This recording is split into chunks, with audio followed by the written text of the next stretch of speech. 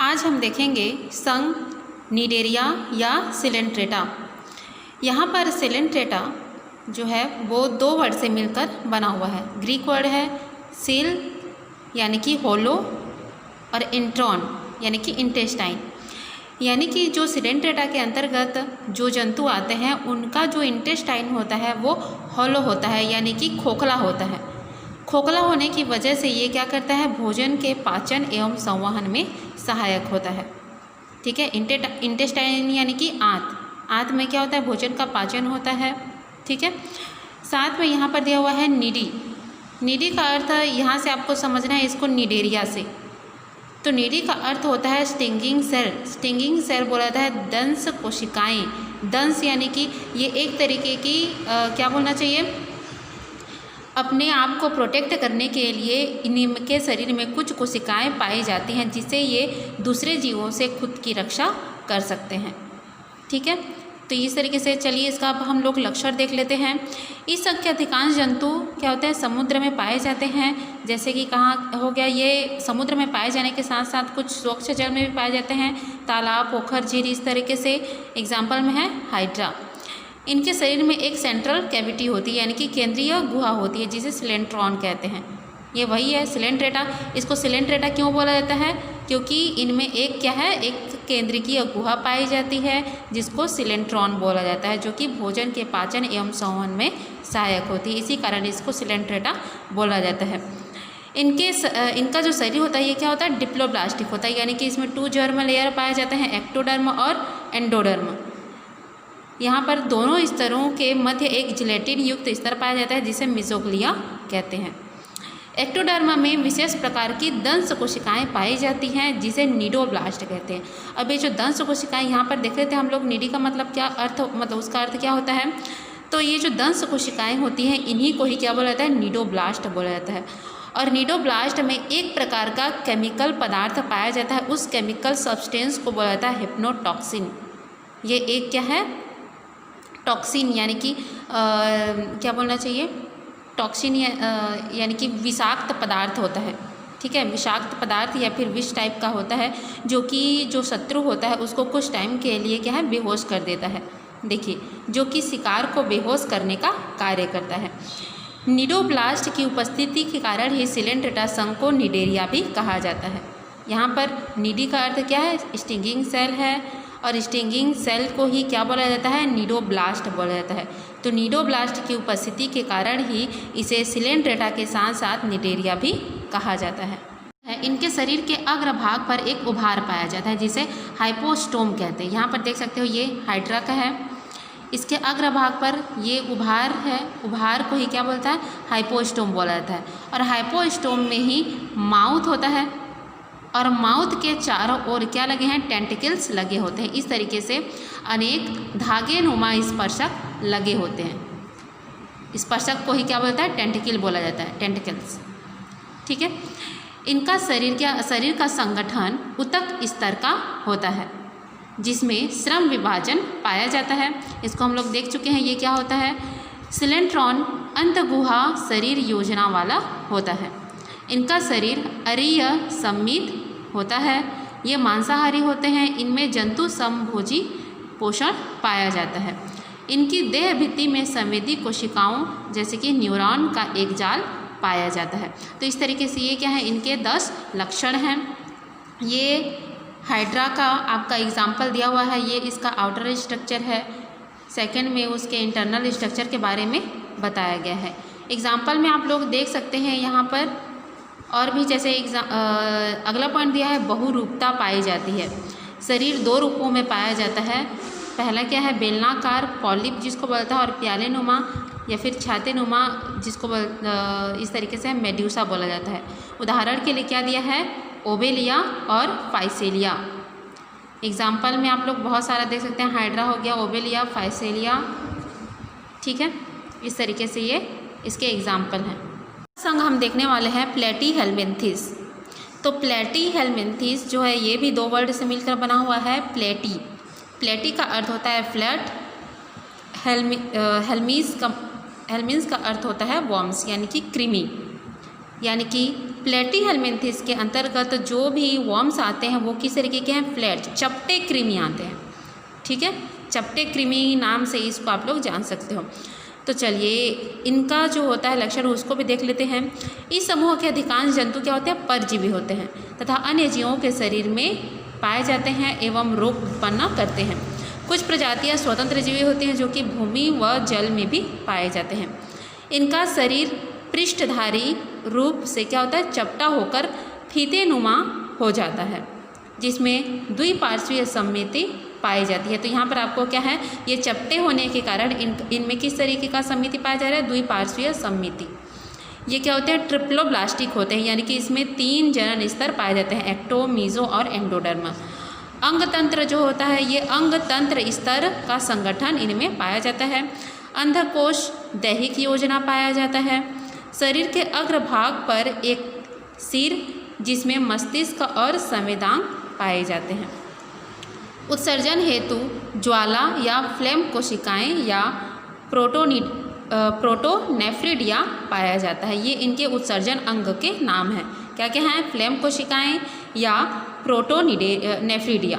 ठीक, इनकी परजीवी प्रजातियों में हुक, कंटक एवं चूसक पाए जाते हैं, जिससे ये क्या करेंगे, मतलब परजीवी जीवन जीने के लिए ये अंग जो होते हैं ये सहायक होते हैं।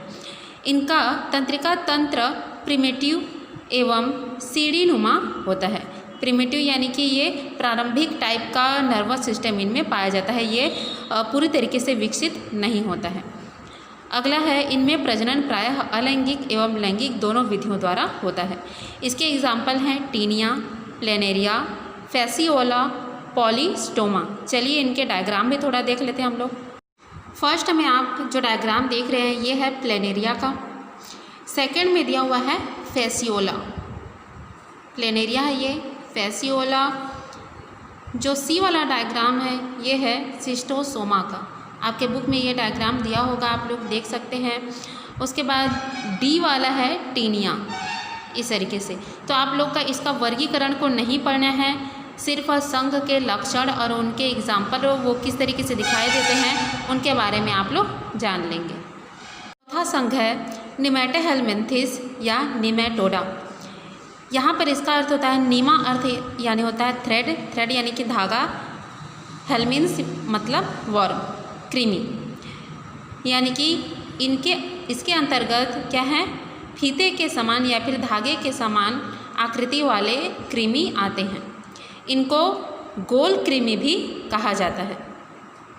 चलिए इनके लक्षण के बारे में देखते हैं। इस संघ के जंतु सभी प्रकार के जल, गीली मिट्टी में पाए जाते हैं। कुछ सदस्य पौधों एवं जंतुओं में अंतःपरजीवी रूप में भी पाए जाते हैं। इनका शरीर क्या होता है, द्विपार्श्व सममित होता है और साथ ही साथ ये क्या होते हैं, ट्रिप्लोब्लास्टिक होते हैं एवं इनकी संरचना बेलनाकार होती है।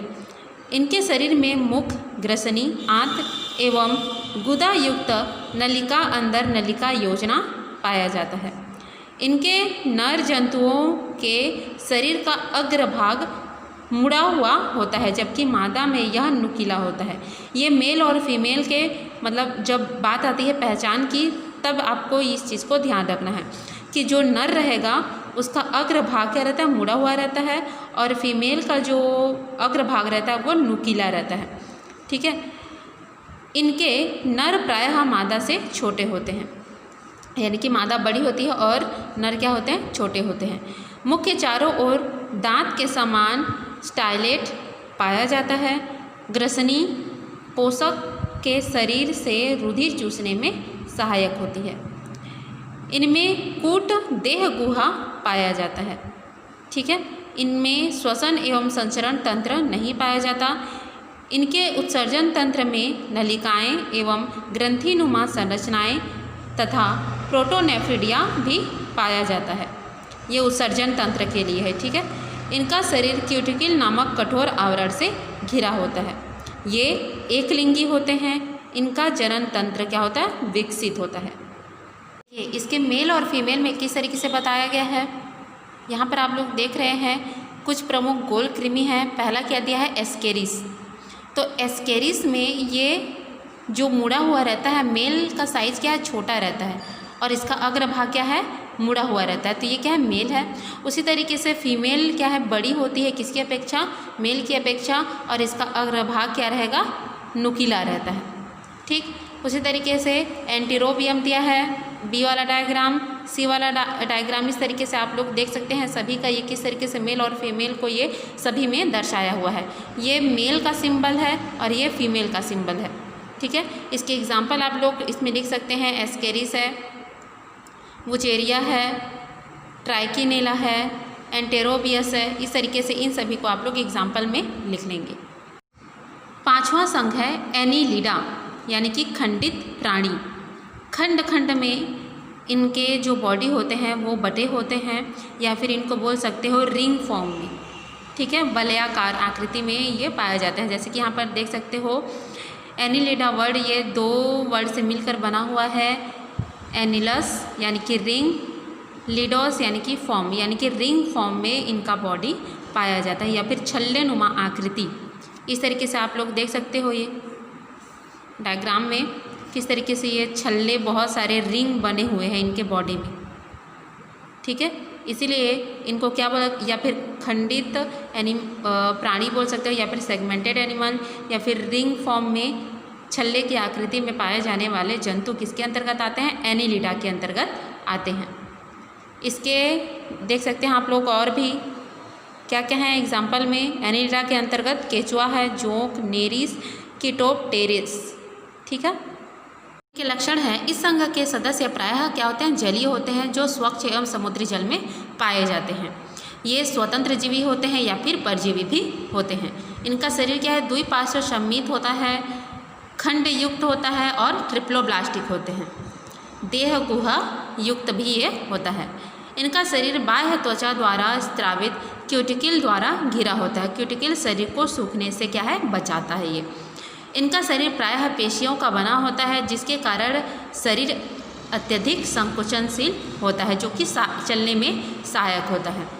इनके शरीर में नली अंदर नली व्यवस्था या फिर नलिका अंदर नलिका व्यवस्था पाया जाता है।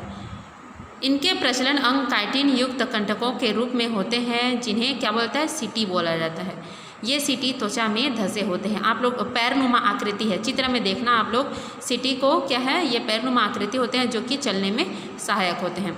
इनकी आहार नली एक सीधी नलिका के रूप में होती है, जो मुख से गुदा तक जाती है। इनमें पाचन बहिकोशिकीय प्रकार का होता है।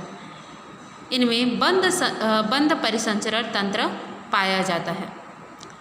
रुधिर मतलब परिसंचरण तंत्र क्या होते हैं, 2 टाइप के होते हैं। एक होता है बंद परिसंचरण तंत्र और एक होता है खुला परिसंचरण तंत्र। ये चीज़ आप लोग जानते होंगे। ठीक है, रुधिर हीमोग्लोबिन की उपस्थिति के कारण लाल रंग का होता है, लेकिन लाल रक्त कणिकाओं का अभाव होता है।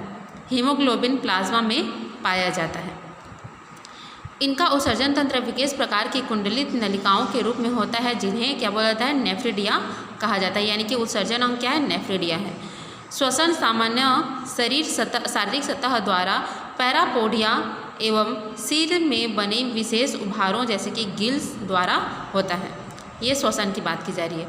इसमें विकसित तंत्रिका तंत्र पाया जाता है, जिसमें मस्तिष्क का तंत्रिका रज्जु एवं तंत्रिका तंतु पाए जाते हैं। ये प्रायः क्या होते हैं, द्विलिंगी होते हैं। कुछ सदस्य एक लिंगी भी होते हैं। एग्जाम्पल में केचुआ है और क्या है, जोंक दिया है और नेरिस। अब अगला हम लोग संघ देखते हैं। संघ आर्थ्रोपोडा। आर्थ्रोपोडा यह भी 2 वर्ड से मिलकर बना हुआ है। आर्थ्रोस यानी कि जॉइंटेड, पोडोस यानी कि फुट यानी कि पैर। इनके पैर कैसे होते हैं, जॉइंटेड होते हैं, जुड़े हुए होते हैं, मतलब खंड खंड में जुड़े होते हैं, या फिर बोल सकते हो संधित उपांगों वाले जंतु। इनके ये जो जंतु होते हैं, इनके पैरों में संधियां पाई जाती हैं। ठीक है, मतलब कुछ पार्ट जुड़े हुए हैं, उसके बाद फिर से जुड़ा हुआ है, फिर से ये जैसे आप लोग देख सकते हैं बिच्छू का, केकड़े का देख सकते हैं। चलिए हम लोग इसको चित्र की सहायता से भी समझने की कोशिश करेंगे। अभी इनके लक्षण के बारे में हम लोग देखते हैं। इस अंग के जंतु कहाँ रहते हैं, जल, थल, वायु तीनों आवासों में पाए जाते हैं। कुछ सदस्य क्या होते हैं, परजीवी भी होते हैं। इनका शरीर द्विपार्श्व सममित त्रिस्तरीय विखंडित होता है। इनके शरीर की बाह्य सतह पर काइटिन का बना बाह्य कंकाल पाया जाता है। शरीर के खंडों में प्रायः जोड़ीदार संधित एवं पार्श्व उपांग पाए जाते हैं। इनके शरीर में रुधिर लसिका गुहा पाई जाती है। रुधिर में आरबीसीज एवं हीमोग्लोबिन नहीं पाया जाता। देखिए, आप लोग ये सोचते होंगे कि अगर ब्लड का कलर क्या है, रेड है, तो वहाँ पर आरबीसीज में क्या प्रेजेंट है, हीमोग्लोबिन है। हीमोग्लोबिन प्रेजेंट है तभी जाकर उसका कलर क्या होता है, रेड कलर का होता है। लेकिन अगर किसी में हीमोग्लोबिन नहीं पाया जा रहा है तो ऐसा बिल्कुल भी नहीं है कि उसमें ब्लड नहीं पाया जाता है, उसमें ब्लड पाया जाता है, लेकिन क्या है, हीमोग्लोबिन की अनुपस्थिति के कारण उसका रेड कलर हमें दिखाई नहीं देता, वो ट्रांसपेरेंट हो जाता है। ठीक है, इनके कारण यह लाल न होकर रंगहीन अथवा अन्य रंग का होता है। हीमोग्लोबिन के स्थान पर रुधिर में हीमोसाइनिन नामक रंग द्रव पाया जाता है। इनका शरीर सिर एवं धड़ में विभाजित होता है। वक्ष या धड़ थोरेक्स एवं उदर में विभाजित होता है। सिर एवं वक्ष आपस में मिलकर सिफेलोथोरेक्स बनाते हैं। इनमें खुला परिसंचरण तंत्र पाया जाता है। सिर पर सरल या संयुक्त नेत्र पाए जाते हैं। इनमें उत्सर्जन हरी ग्रंथियों, जिसको ग्रीन ग्लैंड या फिर मेल्पिघियन ट्यूब्यूल्स द्वारा होता है। इनमें श्वसन सामान्य शारीरिक सतह या गिल्स या ट्रैकिया, बुक लंग जिसको बोला जाता है, के द्वारा होता है। इनका तंत्रिका तंत्र एक पृष्ठ मस्तिष्क एवं गैंग्लियन युक्त दो अधर तंत्रिका रज्जु का बना होता है। यहाँ पर तंत्रिका तंत्र की बात हो रही है। ठीक है, अगला है नर एवं मादा प्रजनांग अलग अलग जंतुओं में पाए जाते हैं, यानी कि ये क्या होता है, एक लिंगी होते हैं। इनमें अंतः निषेचन होता है। निषेचन 2 टाइप के होते हैं, एक होता है बाह्य निषेचन और एक होता है अंतः निषेचन, जिसमें शरीर के अंदर होता है, उसको अंतः निषेचन बोला जाता है, और जो शरीर के बाहर होता है उसको बाह्य निषेचन बोला जाता है। कुछ सदस्य अंडे देते हैं जबकि कुछ सदस्य बच्चे देते हैं। एग्जाम्पल में क्या दिया है, बिच्छू है, केकड़ा, झींगा, सेंटीपीड, क्या दिया है, सेंटीपीड ये खजूर है। ठीक है, मकड़ी हो गया, उसके बाद तिलचट्टा है, मिलीपीड्स। चलिए इसके डायग्राम भी हम लोग देख सकते हैं। आर्थ्रोपोडा के अंतर्गत आने वाले जीवों के चित्र, तो इसमें पहला जो है वह है पेरीपेटस। ठीक है, ये वाला आप लोग देख सकते हैं, जो कि आपको कहाँ देखने को मिल जाएगा, जैसे कि फूल है, डगर फूल है, या फिर लता का जो फूल होता है उसमें ये आप लोग को पत्तियों को खाते हुए आप इसको देख सकते हैं। ये है, डी में केकड़े का दिया हुआ है, सी है झींगा और डी है बिच्छू। इस तरीके से आप लोग देख सकते हैं। इनके लेग्स जो हैं वो जॉइंटेड होते हैं। ठीक है, जॉइंटेड है, आप लोग देख सकते हैं। संधि पाया जा रहा है इनके लेग्स में, इसलिए इनको क्या बोला जाता है, आर्थ्रोपोडा। आई होप कि आप लोग को समझ में आ गया होगा कि इनके लक्षण किस तरीके से आपको लिखने हैं और पढ़ने हैं। तो इसी तरीके से आपको बाकी बचे क्या है, संघों के भी लक्षण लिख लेने हैं। 5-5 लक्षण और 3 एग्जाम्पल आपको लिखने हैं। सभी में इतना कॉपी में लिखकर इस चैप्टर को आप लोग को ख़त्म करना है, आपको कंप्लीट करना है कॉर्डेटा तक। ठीक है, अब हम लोग अगला चैप्टर जो है वो नेक्स्ट क्लास में स्टार्ट करेंगे।